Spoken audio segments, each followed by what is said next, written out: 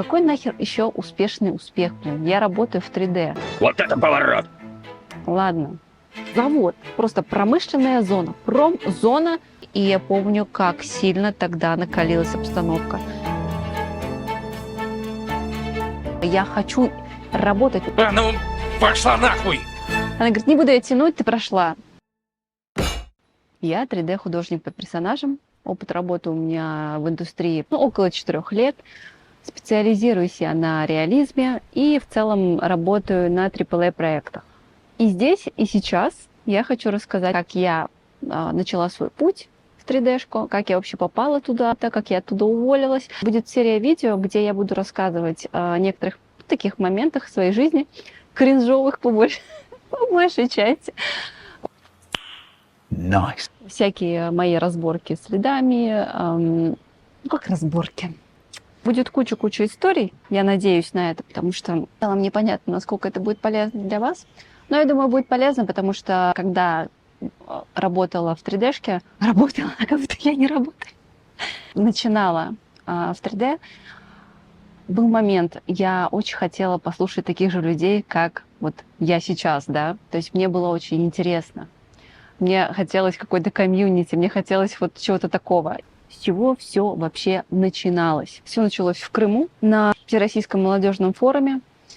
Я тогда работала графическим дизайнером уже как 2 года. И в тот момент мы просто... Вот так получилось, что мы релоцировались и работали в Крыму. Около 3 месяцев, по-моему, мы находились на территории Крыма и на территории этого форума и подготавливали кучу всяких интересных штук. Занималась брендированием этого форума. В общем, весь графический дизайн, который там был, он был подвешен на несколько дизайнеров, в том числе и на мне. Мы с моей подругой как раз-таки сидели уже после работы в отеле, и я помню, как она постоянно что-то вот рисует на планшете своем. Постоянно что-то рисует, какие-то там у нее картинки, как это все так классно, графично. Я такая думаю, блин, я тоже так хочу, я тоже хочу после работы приходить и заниматься чем-то таким интересным. И это была ошибка. Я на самом деле так завидовала этому очень. И на тот момент я увлекалась тем, что я лепила из глины игрушки. Ну, такие, я их даже продавала. То есть у меня в целом там игрушка одна стоила по $100, и у меня даже их покупали. И тогда я подумала, а как мне вот эти 3D-шки, да, мои 3D-шки, господи, 3D головного мозга, как мне мои скульптуры перенести в цифровой вид? Я так и загуглила по-тупому, да, я тогда не знала, что такое ArtStation, что такое CG в целом, я не знала, что такое геймдев, я вообще не понимала, как это все работает. И я забила в гугле, как перенести скульптуру в компьютер, да, вот. И мне вылазит первая страница, вылазит ZBrush. Открыла эту программу, посмотрела такая, думаю... Это что такое, а? Посмотрела, наверное, один урок, который там на 10 минут. Такая, окей, я все поняла, начала лепить шар, просто интуитивно. И в целом у меня как будто даже что-то получилось. И я еще тогда очень сильно увлекалась играми. Как сказать, увлекалась играми? Давайте так, я скажу это так. Я была отличницей до тех пор, пока я не начала играть в MMORPG и чуть не просрала свою жизнь. Имею в виду, я настолько сильно задротила. Ну, то есть я 5 лет играла в онлайн-игры, соответственно, скатилась до 3 в аттестате. Вот. И не поступила еще в университет из-за этого. Ну, и об этом тоже потом, это все очень длинная история. Обзоры игр смотрела очень много. Обзоры, какие-то прохождения, да, спидраны. Ну, просто мне вот нравилось каждый день смотреть вот эти вот темы. Смотреть. Играть, соответственно, у меня не получалось, потому что я очень много работала тогда в графике. Мне тогда очень сильно зацепила игра The Last Guardian. Надеюсь, я правильно произнесла. Трика, главный персонаж. И я такая, давай-ка я слеплю Трика. Я его слепила, мне очень понравилось. Я подумала, блин, как круто, интересно, а можно ли вообще это как-то вот этим работать? Ну, есть же художники цифровые, как я тогда знала, что они есть. А есть ли вот эти люди, которые делают, 3D-шники, я тогда слова этого не знала, 3D-шники, да? Я начала искать курсы. В тот момент начали развиваться вот эти бесконечные школы, которые сейчас есть, вот эти просто, которые стань 3D-шником за 3 дня, блин. Там была рекламка «Стань 3D-шником за 2 месяца», на что я повелась, кстати. Школа из 3 букв. Я тогда не знала, ну, что это за индустрия, кем я хочу быть.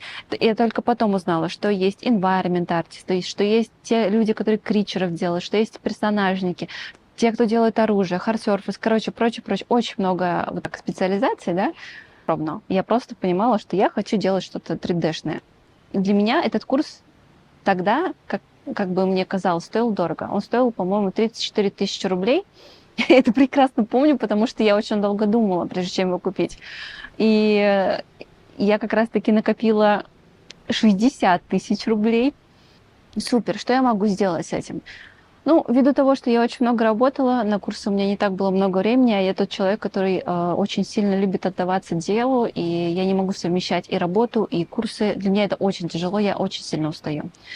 Если я буду совмещать, у меня получится и тут плохо, и там плохо. Но я узнаю, что у этой школы есть какой-то спич в Москве, и уговариваю подругу поехать со мной на этот спич. Мы едем туда, соответственно, на там, пару дней, что ли.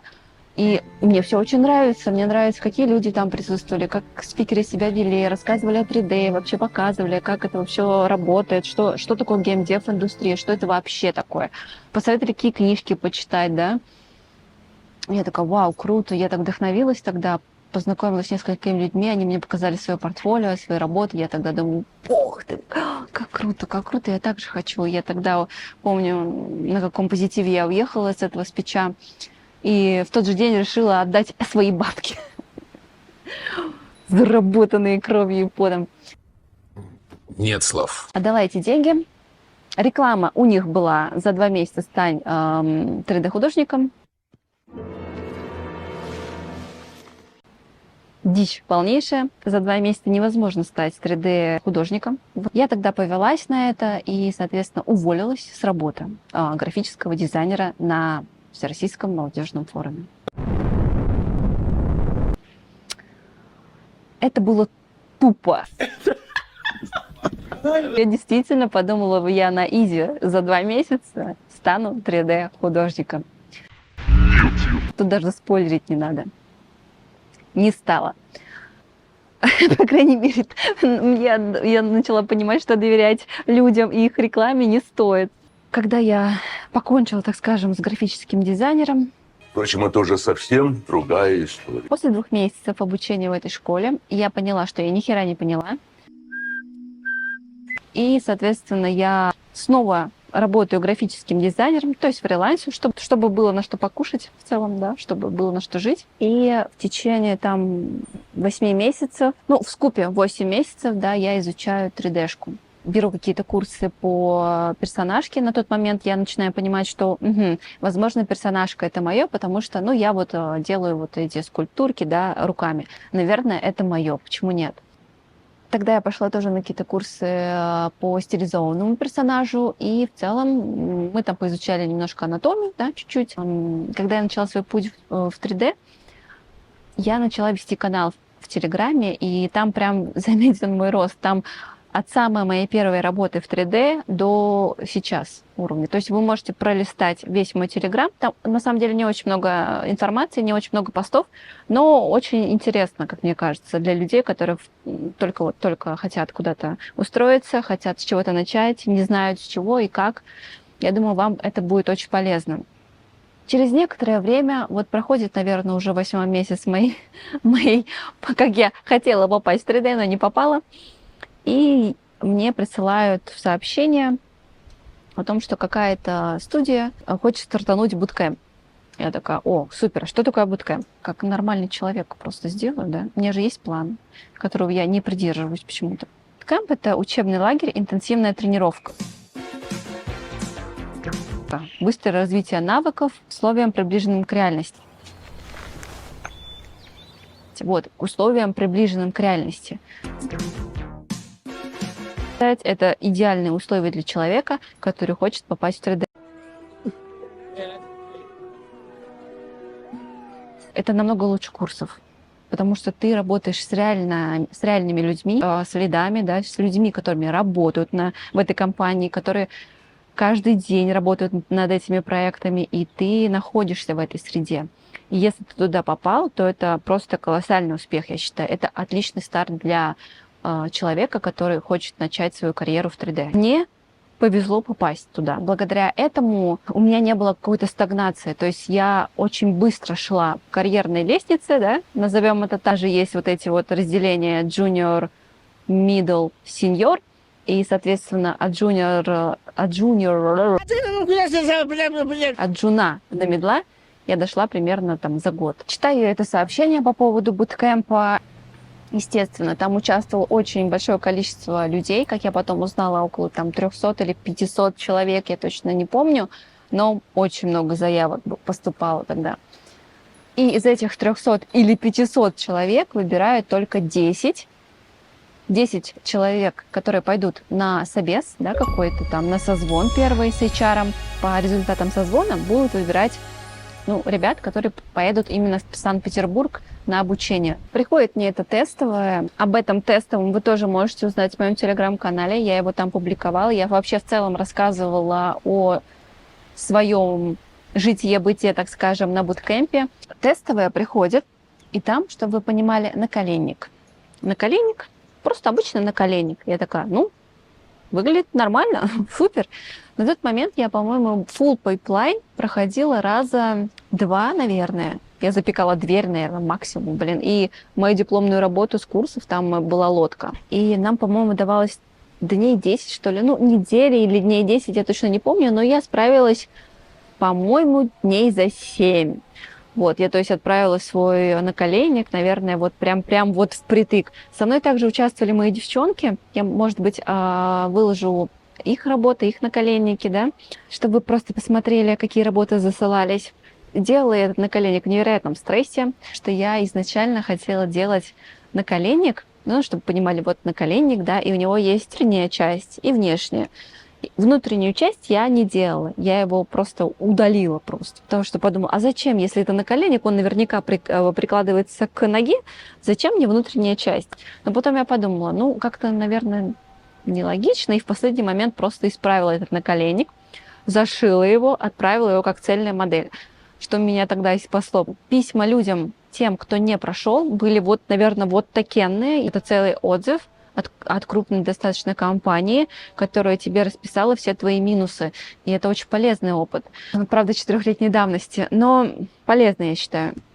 Девчонки мои не прошли, к сожалению. Я была очень этому не рада, потому что я понимала, что я одна поеду в чужой город, Санкт-Петербург, холодный, как мне тогда казалось, темный, и вообще все не так, все не то. То есть мне было максимально страшно, но благо у меня там был человек, одна девочка, которая тоже со мной на буткемп подавалась, и она была моей единственной знакомой. Она меня хорошо поддержала в тот момент очень, и хотя бы этому я была рада. Но это не сильно спасало, потому что большинство своего времени я все-таки была абстрагирована от вообще кого-либо, от своих родных, от всех. Я была только с теми людьми, с которыми мне приходилось работать. И вот наступает день Икс, и я еду в Санкт-Петербург. Мне ужасно страшно. Селюсь я в коммунальную квартиру, там рядом с техническим университетом. Жду, когда произойдет чудо. Нет, когда я начала подходить к этому адресу, к этому зданию, я просто увидела огромные заводы и склады. Я вообще не поняла, что происходит. Завод, просто промышленная зона, промзона с людьми, кто там работает, с дальнобойщиками, огромные грузовики. Как-то все так страшно, собаки воют. Ты думаешь, господи, где я, что я? 28 days is when the world will end. Чего это? Куда я попал? Все такое серое, слякоть, и уже солнце даже не светит на тот момент. И я думала, боже мой, где я? Может, меня обманули, может, я не туда попала? Но в итоге меня встретила очень такая дружелюбная HR, такая очень милая, хорошая, успокоила меня. Прошли в офис, и офис был очень такой симпатичный, красивый, светлый, в лампочках, как светлый. Никто там свет не включал, потому что, естественно, айтишники не особо любят солнечный свет. Peter, wake up. Красиво, лампово, желтенький свет, то есть было очень приятно. Я вижу людей, которые прошли отборку так же, как и я. Это было 7 парней и 1 я. Holy shit. То есть, получается, 8 человек нас было. И я так поняла, что 2 человека отсели на этапе созвона. Что можно было сделать на созвоне не так, я не знаю. 8 нас вводят. Я почему-то все хорошо помню, я уже 5-й раз эту сцену пересказываю на камеру. Заводят нас в такой большой кабинет, где мы садимся, приводят лидов, мы общаемся, все очень неловко, все очень как-то странно. Странно. Кормят нас офигенными круассанами, кофейком, вот этим вот всем. Мы вроде бы там посмеялись, такие типа покрыджевались друг друга такие. И пошли садиться, наверное, вот в такой кружочек, да, там с пуфиками. Просто порассказывали о себе, кто я, что я, кем мы были. И из рассказов других ребят я поняла, что некоторые из ребят уже имеют опыт в индустрии. На что я очень удивилась. То есть один чувак там был, он работал в мобилках на тот момент 5 лет. Думаю, а что ты тут делаешь? Ты же мог бы просто податься на вакансию и просто, тебя бы взяли, мне кажется, без вопросов, и все. И другой чувак, он, по-моему, года 3 или лет 5, быть не full pipeline проходил, но у него очень хорошие навыки в ZBrush были. То есть я видела его хайпольки, я видела его работы, очень, очень круто получалось, да, и я поняла, что чувак-то сильный. И остальные ребята где-то да около имели какой-то опыт. Кто-то лучше, кто-то хуже, но я тогда поняла, что я там самый нуб, если честно. Прям самая зелень, прям зелень-зелень.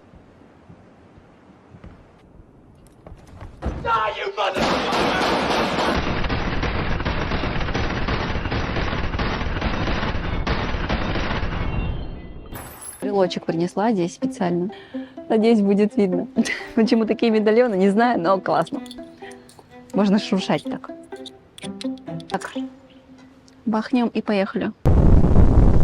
Сказали, нам вывели толпу наших лидов. У меня был лид замечательный человек. Ой, мне очень повезло с ним на тот момент. Первый же день нам показали нашу зону, да, в которой мы сидели. Я выбрала местечко у окошка, и там стояли такие 8 компьютеров в ряд, и мы, соответственно, сели и сидели. Все. Нам показали нашего персонажа, которого мы будем делать. Это был целый персонаж. Я тогда была в полном ахере, потому что тебе дают на буткемпе, чтобы попасть на буткемп на коленник, ты придешь и будешь делать что-то похожее, наверное. Может, чуть-чуть сложнее. Но это был целый персонаж. Нам показали концепт, и был целый вот такой. Почему такой? Ну, такой персонаж. А наколенник это была, значит, там 1/10 часть от этого персонажа. Я в полном ахере, потому что у этого персонажа была дутая куртка, у него был hard-surface шлем, военные штаны с карманами, с подвязками, да, то есть ни хера не простой человек, да, и роботизированная рука. То есть это просто комбо. Это комбо, чтобы проверить вообще все нахер.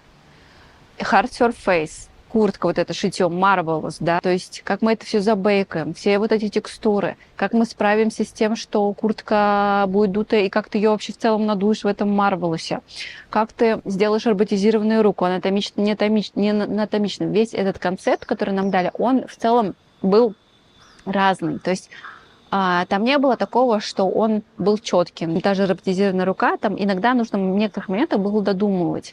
То есть это все давало нам такое широкое поле для того, чтобы мы самостоятельно сделали эту руку. Мы садимся за эти компьютеры, ребята открывают программу Marvelous. Я не открываю программу Marvelous, потому что я не умею в ней работать вообще. Я видела ее интерфейс, я понимаю, что это такое, я понимаю, что она для шитья. Когда просто изучала вот эту 3D-шку, да, я понимала, для чего эта программа нужна. Но как такового опыта в ней у меня было очень мало. Я, может быть, максимум, что я там сделала? Может быть, когда-то я там сшила штаны. Какие штаны? Шорты, которые в облипку, знаете? Но эти шорты можно сделать, я не знаю, за 3 минуты, наверное. Ребята начинают шить, прям шить, собирать блокаут, моделить. А я понимаю, что я ни хера не понимаю. И я прошу доступ на YouTube. Почему-то у нас его не было вроде бы. Мне открывают доступ. Мне лид спросил, а что такое, в чем проблема, зачем тебе доступ на YouTube? Я такая, я, к сожалению, не могу это сшить. Я сказала правду, потому что, алло, я понимаю, что я зелень. Я пришла сюда, чтобы учиться. Ребята шьют, я изучаю, как шить одежду в Marvelous. У меня ушло на это дня 2. наверное, 3. После того, как я работала в буткемпе, я работала еще дома, изучала этот Marvelous. И почему-то вот все начали с Marvelous. И я начала с Marvelous. Я там последовала примеру.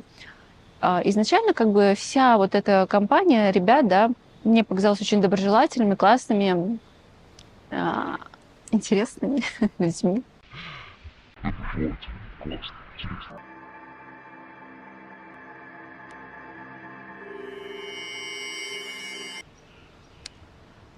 Да, вот. Изначально мы друг другу помогали все, старались как-то поддерживать. Нам тогда еще сказали, что, ребят, вы не переживайте, если типа вы все прекрасно все сделаете, то всех возьмут. Вот нас 8 человек. Сколько вы хотите взять? Они сказали, если все отлично справятся, возьмем всех. И нас с этим успокоили. И, соответственно, мы начали работать как-то сообща, помогая друг другу, там, подсаживаться друг другу, что-то подсказывать. Ну, я особо никому не подсаживалась, потому что я не могла ничем помочь особо, потому что я, зелень. Я еще раз говорю, зелень. Там был очень прикольный момент, когда вот мы пришли в эту студию. Почему-то у них в тот месяц было очень много праздников. Выпало очень много праздников, каких-то презентаций и прочее. И, честно сказать, я там чуть ли не каждый день пила пиво. Бесплатное пиво?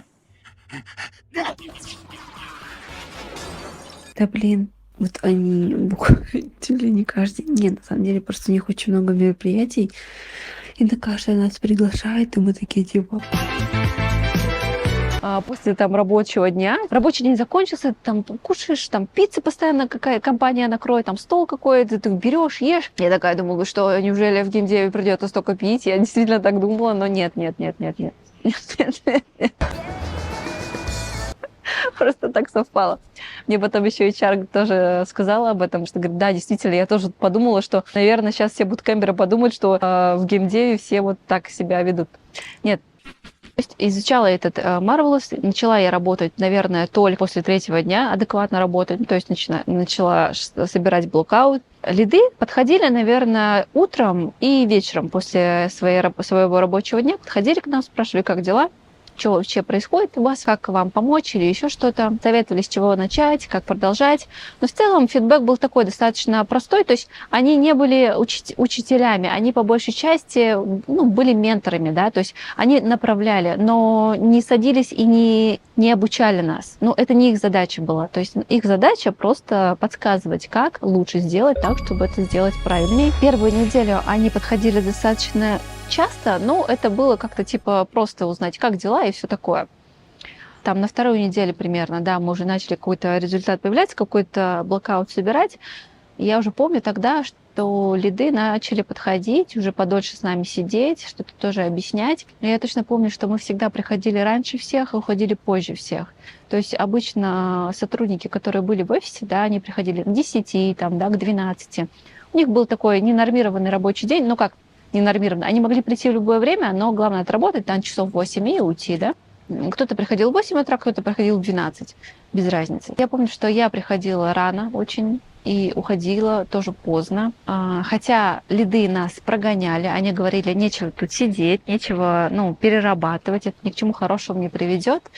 Честно скажу, после 8 часов работы сверхчасы, они бесполезны на самом деле, потому что я в тот момент, я работала намного медленнее и как будто бы совершала больше ошибок, потому что концентрация терялась и было сложнее. Лучше бы я шла отдыхать домой, действительно. Но в тот момент мне казалось это самым адекватным решением. И, может быть, так оно и было. Я также помню момент, когда, наверное, на 2-й неделе я начала знакомиться со всеми ребятами, кто там работает. У нас была возможность гулять по офису и как бы знакомиться с ребятами. И что я и делала? Я старалась как-то, влиться в компанию, да, я старалась как-то общаться, я выживала как могла. Понимаю, что у меня достаточно низкий скилл, да, низкие, технические навыки. Главным моим оружием это будет то, что я умею как бы добывать информацию. Это была моя главная задача. Именно поэтому я ходила, общалась с ребятами, кто уже там работает в этой компании. Иногда просила помощи какой-то, если они вообще без проблем все подходили, что-то подсказывали. Любой человек, к которому я могла подойти, они все были очень такими спокойными, классными ребятами. Мне просто тогда казалось, что они какие-то все другие, они не будут с тобой общаться, типа ты дно, они там это, да. Нет, на самом деле совершенно простые такие же ребята, как и я тогда была, да, просто я была еще джуном по факту, даже не джуном. Ребята совершенно адекватные и адекватно общались, помогали, участвовали. Вот. На этаже, наверное, если так вспомнить, тоже девчонок было, наверное, от силы 2 человека, наверное. Все остальные там человек 20 были одни парни. Господи, одни парни. Nice. Когда я понимала, что я не вывожу, я не понимаю, как делать hard surface, я не понимаю, как делать шлем. Просто наступает момент, когда я такая: так, мне нужно что-то с этим делать, потому что я не успеваю. Это было вот прям на поверхности. Я из всех больше всех отставала. То есть я понимала, что я сейчас не успею это сделать. Я подошла к своему лиду, просила у него совета, просила помощи. К чему пришли? Он мне сказал: давай тогда ты сделаешь шлем, да, допустим, куртку, футболку, штаны, может быть, да, у меня еще кроссовки тогда оставались. Руку не делай, потому что не успеешь. Но он мне сказал так: ты, главное, сделай качественно. Просто постарайся там на текстурках, постарайся на рендере, сделай качественно. Я помню те дни, когда я просто уже после буткемпа приходила домой, и на меня давила немножко коммуналка, в которой я сняла комнату. Там такая, я первый раз видела такую комнату, да, и вот кровать от стены до стены. Все, комната, кровать от стены до стены. И ты как будто, когда спишь, у тебя за стенкой чел, не знаю, почесался, и ты слышишь этот чес. Ты думаешь, как-то странно. Как будто спишь с кучей людей вот так вот в ряд. No. Well. Вот, я звонила родным, бухтела, плакала, жаловалась, говорила о том, что я хочу домой, но понимала, что я просто ною, никакой домой не состоится. Естественно, никуда я не поеду. Наступает, наверное, переломный момент, когда почему-то в какой-то определенный день все понимают. Пройдут не все. И я помню, как сильно тогда накалилась обстановка. Ребята, пацаны начали объединяться в группки.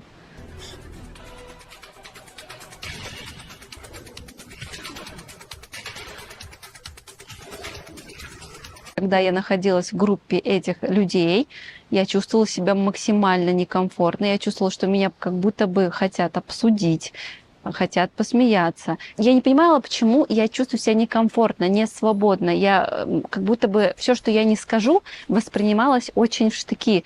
Я чувствовала, что что-то тут не так, что-то грядет, что-то плохое, как будто бы. Shit. Я и не ошиблась на самом деле. То есть я просто чувствовала постоянно дискомфорт среди этих людей. Если я начинаю чувствовать то же самое, что тогда, я начинаю понимать, что здесь что-то не так. У меня уже есть опыт, и я считаю, что он был очень полезен для меня, и я не допускаю больше таких ситуаций. В тот момент я просто была очень слаба, потому что, во-первых, ты находишься в очень агрессивной среде, ты в чужом городе, то есть ты соревнуешься. Ты в чужой коммуналке, в чужой квартире, да, у тебя нет родных рядом, у тебя нет поддержки. И плюс я понимала прекрасно, что мы находимся в конкуренции. Что в моменты, когда происходит какой-то звездец, да, и вы объединяетесь вот такими группками, да, у вас есть какой-то общий противник, то вам как будто легче жить. Вы просто токсичите, между собой хихикаете, вроде как все хорошо. Вот в университете так было. То есть мы все объединялись против скульптуры. Nice. Это прекрасно понимала, я это все анализировала, но на тот момент мне просто было все очень тяжело давалось. И это я сейчас такая молодец, я все это понимаю. Тогда я просто чувствовала, что что-то не так, и я как будто виновата в чем-то. A few moments later. Пару недель остается до завершения буткемпа, и на тот момент мой лид сидит со мной по часу, по полтора. Все это время уделял мне, только мне. Я была удивлена, потому что он мне все рассказывал, показывал, технически как-то помогал, да, тратить свое личное время. Я не знаю, может быть, ты его в рабочее время входила, да, но по ощущениям, как бы человек пересиживал на работе дольше. Мне это очень льстило, потому что я понимала, что раз человек со мной сидит, значит, я, видимо, себя так показала, что со мной есть смысл сидеть, да, вот так подолгу. Когда у меня что-то не получалось, я помню, момент был такой, ну, я уже все, меня уже все давит, я не могу. Я уже начала прям, ну, при лиде говорить, я не, говорю, не понимаю, вот бейк делаю раз, два, три, у меня не получается, говорю, я уже сижу 5-6 странных часов. Говорит, все, ты выговорилась? Я говорю, да. Ты сейчас, говорит, просто успокойся первым делом. Говорит, просто, говорит, посиди, отдохни, иди, говорит, чай попей. Я это сделала за 20 минут, действительно, просто из-за того, что я очень сильно устала, я начала делать какие-то тупые ошибки. И в целом последняя неделя, да, уже, когда у всех уже шарики за ролики, всем уже тошно от этого всего. У нас был чат там с этими буткемперами, где, короче, каждый там высылал свой прогресс. Они там уже анимацию какую-то выставили, кто-то из них, да. То есть перс уже и в какой-то позе красивый стоял. А я такая, чего? Ну, то есть люди имели с этим дело, люди понимали, как это сделать. Я не понимала. Я такая, да бог. Нам в чат этот наш общий пишут, ребята, завтра там будет Хэллоуин, сходите на Хэллоуин, не сидите, отдохните просто. Я сходила на этот Хэллоуин. Это был просто великолепный праздник, потому что я, во-первых, я познакомилась с девчонками, о боже, девчонки. Музычку! Просто колоссальные, классные девчонки. А они вообще думали, что я там уже работаю, и потому что я такая так хорошо влилась в компанию, общалась. Я дала себе право отдохнуть. Потом нас также пригласили поучаствовать в собрании. Все ребята, там вся компания вот эта собирается, садится там на пуфички, да, и презентажки свои показывают, типа, что ребята сделали за эти полгода, куда они продвинулись, над какими проектами работают. И вот они начинают показывать все вот эти слайды, да, над какими проектами они работают, персонажку там, да, вообще все. Я смотрю на это вот так, я смотрю на эти проекты, смотрю на этих персонажей и такая, боже мой, они вот создаются здесь, где я нахожусь, на этой территории. Но я не принадлежу этой индустрии, да, я не в ней еще, но я как бы вот около хожу нее. И мне тогда, я помню, стало очень сильно грустно, потому что я понимала, что, ну, во-первых, меня еще никто туда не взял. Это событие было до того, как нам огласят результаты, потому что я тогда в такой тильт впала, потому что я подумала, блин, как это все круто выглядит, и если я не попаду, мне просто... Я подумала, ну ничего, до этого просто, я думала, ничего страшного, если я не пройду. Почему? Потому что, ну, я примерно знаю, что я буду делать, я приеду там в свой город, да, и буду работать дальше над своим портфолио, изучать 3D-шку. А тут, когда я увидела, над чем ребята работают, я хочу работать здесь. Я хочу пройти этот буткэмп. Мне надо. Лучшая работа в мире! Лучшая работа в мире! Лучшая работа в мире! На следующий день написали опять в этот общий чат. Так, ребята, вот вам список. По этому списку мы будем приглашать по одному человеку в офис на втором этаже по поводу того, дали вам оффер или нет, проходите вы или нет. Мы все вот так вот сидим в кучке с ребятами. Всем было настолько уже все равно, лишь бы просто услышать вот это да или нет, и все. И на этом закончить с этим. Высвечивается список, где я в списке вторая. Я как бы человек, который любит паникнуть, подумала, в этом списке есть чувак, у которого работа объективно лучше всех выполнена. И он в самом конце. И я подумала, раз чувак в самом конце, значит, идем от слабого к сильному. Нет слов. Я буду откровенна, не хотелось, чтобы мне сказали нет, и они такие. Первый парень приходит. Я даже не спрашиваю, прошел он, не прошел. Я понимаю, что наверняка нет. Чуваки там подходят, типа спрашивают, ну что, как? Он такой. У меня, я помню, так сердце тогда забилось, потому что, ну, в целом у него работа неплохая была. Ну, то есть я не думала, что вылет будет. Ладно. И иду второй. Там на каждого человека давалось минут 10, наверное, от силы. Вот. Я иду второй, сажусь за этот стол, да, поднимаюсь, у меня сердце колотится, мне страшно, я прям в шоке, меня вообще всю трясет. Я сажусь, все лиды там, которые были, HR, которая та позитивная девушка, мне говорит, слушай, мы не будем тянуть, как там трагичная пауза, как когда вот кульминация вот должна быть, произойти, вот, да, и ты такой, вот это вот, и скример выпрыгивает. Она говорит, не буду я тянуть, ты прошла. И все. Они начинают рассказывать мне, что хорошо, что плохо. И сказали, да, мы увидели, что технические навыки у тебя как бы не очень сильные, но как ты как художник, ты отличный. Заметили, как ты общаешься с лидами, как в целом общаешься с нашими ребятами, которые в офисе находятся. Да? Девочки, вы чуть-чуть не улетели. Мальчики, может, тоже. И она говорит, это очень важно уметь общаться, то есть иметь коммуникационные навыки, да, для общения в дальнейшем с лидом, с арт-дирекшеном, вообще в целом для общения с сотрудника, с компанией. Софт-скиллы. Софт-скиллы — это именно вот коммуникация, общение. Ну, опять же, художественные навыки, да, то есть им очень понравилась моя презентация. Как они сказали, тебе полгода может понадобиться, чтобы там свои технические навыки подтянуть, и все будет нормально, типа, мы в тебя верим, все супер. Ну, то есть они максимально поддержали меня, сказали, ничего страшного, не переживай, навыки подтянем, программы выучить, кнопки, да, вот эти выучить за полгодика, вообще нет никакой проблемы. То есть лид мне то же самое подтвердил, сказал, что я молодец, быстро развиваюсь. Здесь помещается весьма себе неплохой мозг. Он знает команды. Он умный. Он реально умный. Ты умный? Вот, как он заметил, что достаточно просто, как он сказал, быстро у тебя все пошло.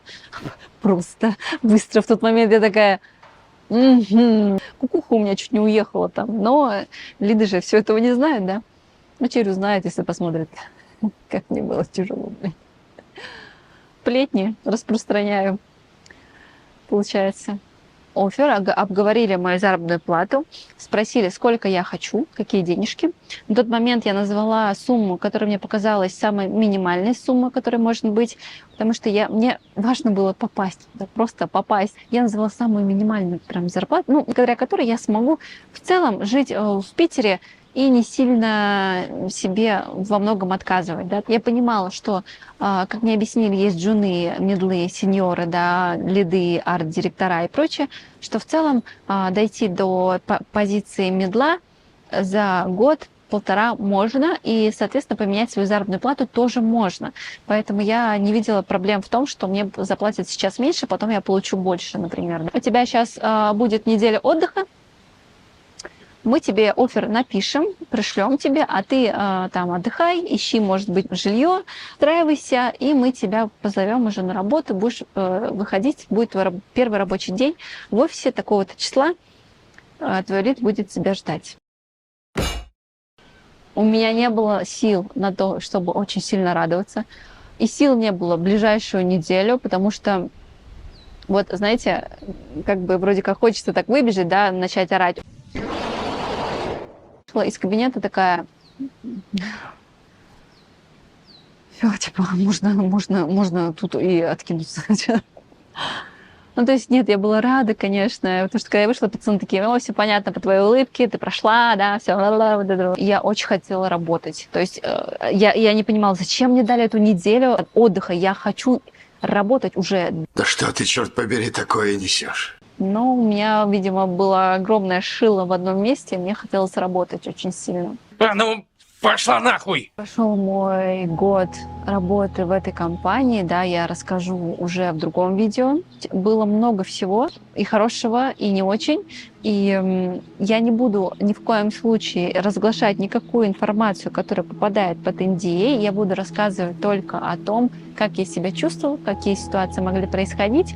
Начала я записывать эти видео на моменте, когда узнала, что YouTube скоро прикроет, да, ребят. Ну, ладно, ничего страшного, думаю, найдемся где-нибудь еще. Я не уверена, что я буду так очень много вещать по поводу всего этого. В целом, можете задать кучу вопросов в комментарии, я постараюсь на них ответить. Я также веду свой Инстаграм, делаю какие-то спецскульпты. По выходным я делаю спецскульпты, выкладываю это в инсту. Это такие прям очень-очень-очень такие стадики. И, возможно, в будущем я просто запущу свой такой же стрим, да, где мы с вами сможем посидеть, поскульптить, просто хорошо пообщаться, ну, просто создать такое небольшое комьюнити, да. Я больше хочу сделать так, чтобы мы смогли вместе отдыхать, то есть расслабляться больше, да, чем напрягаться, так скажем, потому что напряжения в жизни и так достаточно. И это видео я хотела изначально делать в домашних условиях, да, на фоне серой стенки. Но потом подумала, что да ладно, давайте вот на таком как бы человом вайбе, да, вот на таком вот виде, на красивом, чтобы и вас развлечь этим видом, и себя тоже. и не сидеть дома целыми днями у компьютера. Вот, моя цель такая, я просто хочу делиться опытом, я хочу как бы направлять, не обучать, не советовать, ничего, просто делиться опытом. Если вам это интересно, пожалуйста, welcome, вы можете присоединяться ко мне, быть со мной рядышком. На этом канале, я думаю, выйдет еще несколько видео. Часто меня спрашивают, посоветуй ту или иную компанию. Никогда не буду советовать ту или иную компанию, да, потому что у всех опыт разный. Все по-разному себя чувствуют в разных компаниях. Это факт. В некоторых компаниях ребята вот у меня работали, уходили оттуда просто с нервиками. Другие люди же отлично себя чувствовали. Поэтому не спрашивайте. Я советы раздавать не буду. Я просто рассказываю о своем опыте. Всех свой путь, как бы скажем, как самурай. Также я потом, возможно, расскажу про графический дизайн, про форум талантливых людей, где творился какой-то просто 2 года графического дизайна. Я считаю, это достаточно много. И накопилось тоже трэш-историй и трэшовых работодателей за вот эти 6 лет работы в индустрии креативной, так скажем, индустрии развлечений. Геймдев принадлежит к индустрии развлечений. Мазочка! Ну, на этом все. Давайте.